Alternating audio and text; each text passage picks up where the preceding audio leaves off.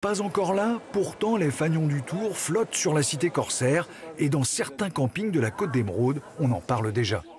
Malheureusement, on doit partir, donc on ne sera pas là pour le départ du Tour de France. Enfin, je crois que c'est la 7e étape qui passe à Saint-Malo. En effet, la 7e étape de la Grande Boucle partira le 11 juillet de Saint-Malo pour rallier Mur de Bretagne. Une étape de 194 km qui, comme tous les ans, va attirer la foule en faisant la part belle à la caravane du Tour. Et trouver un hébergement le jour J risque de ne pas être simple, comme dans ce camping. Je pense qu'on va avoir des réservations qui vont arriver et je pense qu'on va être complet parce qu'il y a beaucoup de monde qui demande pour venir ici justement. Et là, pour l'instant, il y a encore quelques places? Là, il y a encore quelques places, tout à fait.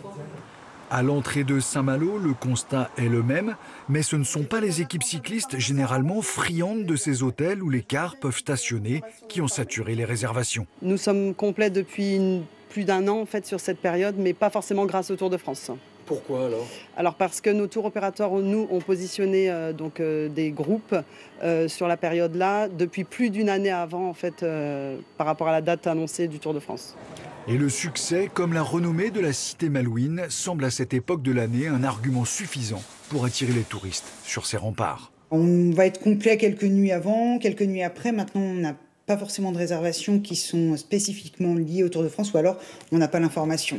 Mais rassurez-vous, si vous ratez le Tour masculin à Saint-Malo, vous pourrez vous rattraper sur le Tour féminin cette année avec plusieurs étapes en Bretagne fin juillet. J'irai sûrement voir le Tour de France des femmes parce que je trouve que c'est plus impressionnant.